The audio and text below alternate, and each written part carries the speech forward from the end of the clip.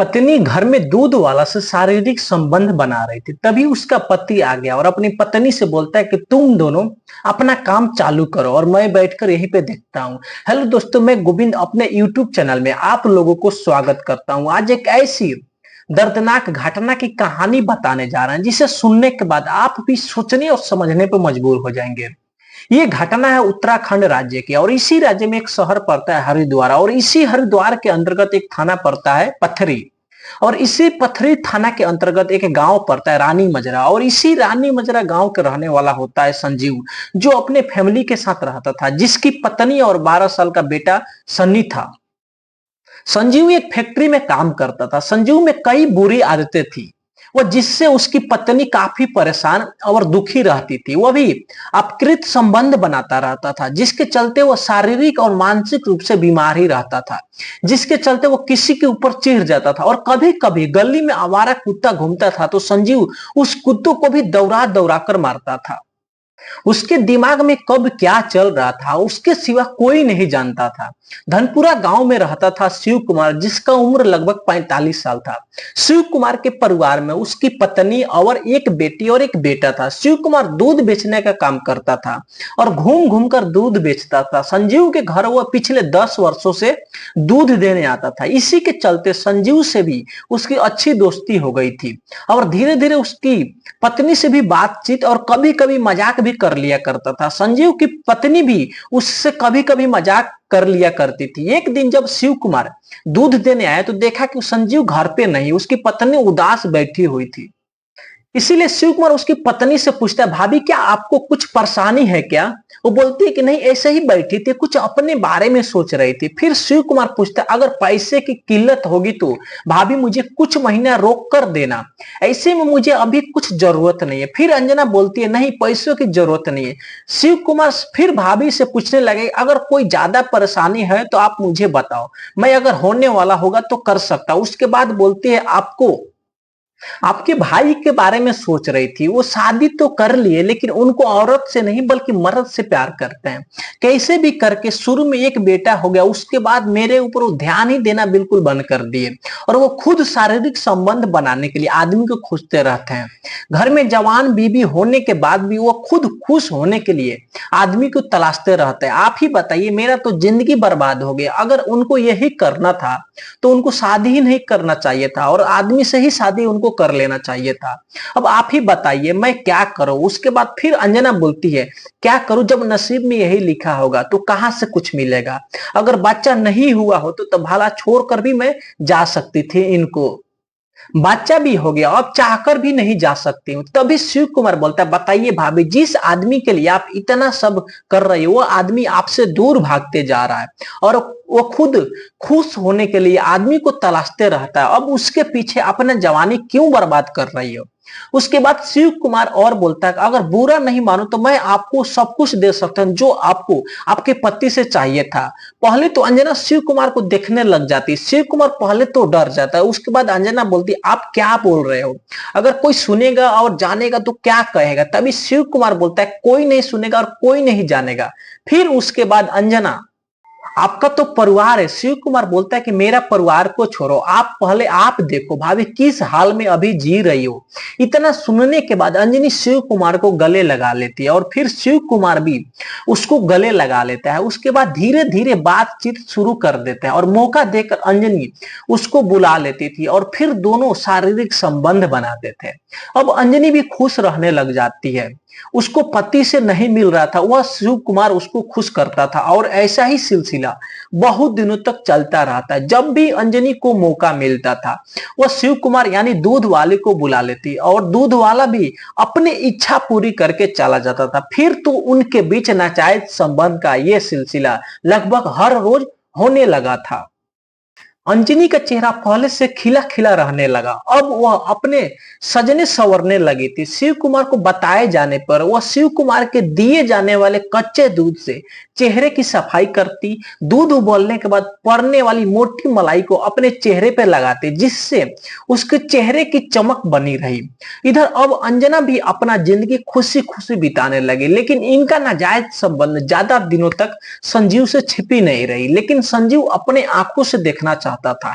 इसलिए वो अंजना और शिव कुमार पर नजर रखने लगा। एक दिन जब अंजनी शिव कुमार से संबंध बना रही थी, तभी संजीव भी कमरा के अंदर आ गया। जब वो दोनों संजीव को देखते हैं तो अंजनी भी डर जाती है और शिव कुमार भी देखकर उसको डर जाता है।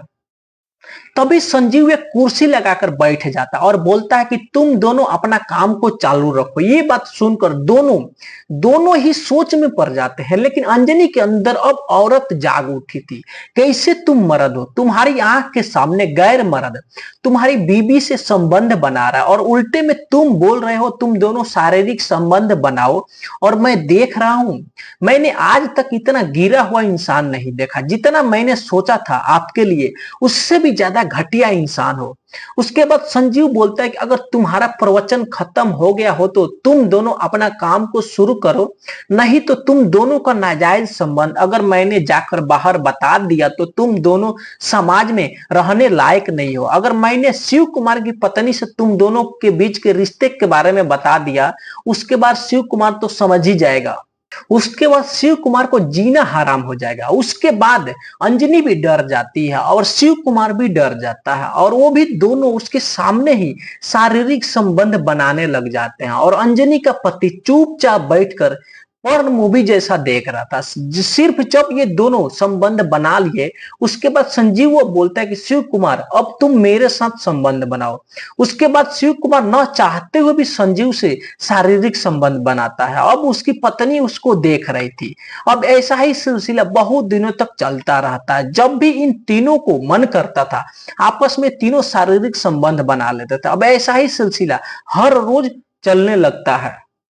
अब शिव कुमार अंजनी से बोलता है कि देख, मैं अब तुम्हारे पति के साथ कभी शारीरिक संबंध नहीं बनाऊंगा। अब तुमको देख लो क्या करना है और क्या नहीं करना है। जब ये बात सुनती है तो वो भी सोच में पड़ जाती है। ये फिर से अब मेरा जिंदगी बर्बाद करने पे लगा है। उस रात अंजनी सोई भी नहीं थी। रात भर संजीव के बारे में ही सोचती रही। उसने सोचा अब मेरे जिंदगी में संजीव का कुछ काम नहीं है और शिव कुमार मेरे बीच बहुत अच्छा रिश्ता बन गया है।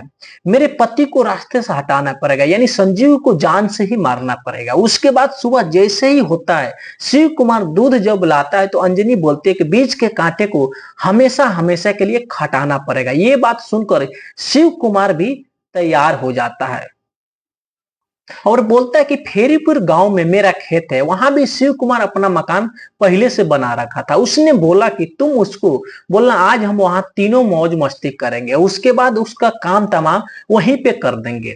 फिर शिव कुमार चला जाता है। जैसे ही संजीव कमरा पर आता है तो अंजनी बोलते कि आज हम तीनों शिव कुमार के गांव वाले खेत पे जो मकान बना है वहीं पे मौज मस्ती करेंगे। संजीव भी तैयार हो जाता है। उसके बाद पति पत्नी दोनों उसके मकान पे निकल जाते हैं और उधर शिव कुमार पहले से ही मकान पर था। जैसे ही संजीव पहुंचा, उसके बाद शिव कुमार अंजनी से इशारा कर दिया और अंजनी ने संजीव को दोनों हाथ पकड़ लिया। संजीव कुमार पहले से ही बहुत दुबला और पतला था, वह चाह कर भी उसके हाथ से छूट नहीं सकता था। उसके बाद शिव कुमार ने संजीव के गले में रस्सी का फंदा डालकर कस दिया, जिससे दम घुटने की वजह से संजीव की मौत हो गई। शिव कुमार ने उसकी लाश प्लास्टिक की बोरी में डालकर बोरी बंद कर दी और उसकी बोरी को बाइक पर रखकर वो पिपली के जंगल में ले गया और जंगल में काफी अंदर जाकर संजीव की लाश फेंक दिया। लाश को ठिकाने लगाकर घर वापस आ गया। उसके बाद वो फिर दोनों शारीरिक संबंध बनाते हैं और बनाने के बाद उसकी पत्नी यानी अंजनी बोलती है कि मेरे पति से प्रधान का कुछ महीने पहले कुछ बात को लेकर झगड़ा हुआ था। मैं थाने जाकर अपने पति के गायब होने का रिपोर्ट दर्ज करवा देते और प्रधान का नाम ले लूंगी। शिव कुमार ये बात सुनकर बहुत ज्यादा ही खुश हो जाता है और बोलता है कि तुम तो अंजनी बहुत ही चालाक हो। उसके बाद अंजनी घर जाती है और खाना बनाती है और आराम से खाना खाकर सो जाती है। और जैसे ही सुबह होता है वो रोना धोना शुरू कर दे। तभी आस पड़ोस के लोग आकर पूछते हैं क्या हुआ है, तो बताती है कि रात से मेरे पति का फोन नहीं लग रहा और अभी तक वो घर नहीं आए। उसके बाद अंजनी थाने जाकर अपने पति का गायब होने का रिपोर्ट दर्ज करवाती है और बोलती है कि मुझे प्रधान के ऊपर शक है। कुछ दिन पहले प्रधान और मेरे पति के बीच झगड़ा हुआ था। उसके बाद थानेदार बोलते हैं कि एक काम करो, अपना पति का फोटो मुझे दे दो, अगर प्रधान का हाथ इसमें है तो उसको सजा जरूर दिलाएंगे और आपका पति का इंसाफ जरूर मिलेगा। उसके बाद अंजनी अपना पति का फोटो लाकर देती है। जैसे ही वो अपने घर पे जाती है तो वो डरने लग जाती है और ऐसा लग रहा था कि उसको कहीं हम दोनों पकड़ा मत जाए, इसीलिए शिव कुमार को कॉल करके वो अपने घर पे बुलाते और बोलते कि पेट्रोल खरीद लो और उसके चेहरे को जला दो ताकि किसी को ये पता ना चल सके वो संजीव है। और ऐसा ही शिव कुमार जाकर करता भी। अभी थानेदार उसके बारे में कुछ सोचते, विचार करते, तभी अगले दिन फिर अंजनी रोते रोते थाने पहुंचती और बोलती है, साहब मेरे पति को जंगल में मारकर और उसका चेहरा भी जला दिया गया है ताकि कोई पहचान ना सके। मैंने आपको कल भी बोला था कि प्रधान कि उसके पे शक लग रहा, प्रधान ने ही मेरे पति को जान से मार दिया। ये बात बोलकर वो थाने में ही चिल्ला चिल्ला कर रोने लग जाती है। कैसे भी करके थानेदार उसको चुप कराते हैं और उसको समझाते हैं और फिर उसको घर पे भेज देते हैं। उसके बाद थानेदार को अब सोचने पर मजबूर हो जाते, कहीं ना कहीं अंजनी ही अपने पति को जान से मरवाई है, क्योंकि ऐसा हरकत कोई आम इंसान कर ही नहीं सकता। ये बेकार में प्रधान को फंसाना चाह रही है। अब थानेदार को समझ में आ चुका था कि कातिल कोई और नहीं बल्कि ये औरत खुद ही है। उसके बाद जब उसका नंबर का कॉल डिटेल निकाला जाता है तो देखा जाता है जिस दिन से इसका पति गायब हुआ था उस दिन से एक नंबर पे बहुत बार बात हुआ था। अब जैसे ही उस नंबर का डिटेल निकाला जाता है तो पता चलता है कि ये नंबर किसी शिव कुमार के नाम से है। जब पुलिस शिव कुमार को पकड़ लाती है और जब उससे सवाल पूछा जाता है तो वो कहता है कि साहब मैं तो सिर्फ उसके घर पे दूध देने जाता और कुछ उससे ज्यादा नहीं जानता हूं।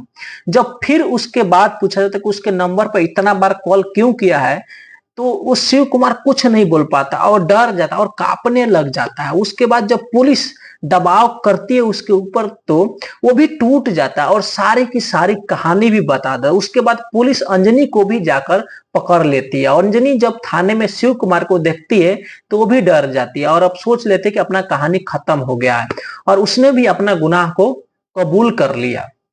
फिर पुलिस उन दोनों को ले जाता है जहां पर शिव कुमार लाश को जलाया गया था। पुलिस जंगल जाती है और संजीव की लाश को बरामद करती है और साथ में रस्सी और प्लास्टिक की बोरी को भी जब्त करती है और फिर लाश को मर्चेरी में भेज दिया जाता है। फिर इन दोनों को कोर्ट में पेश किया जाता है जहां से इन दोनों को जेल भेज दिया जाता है।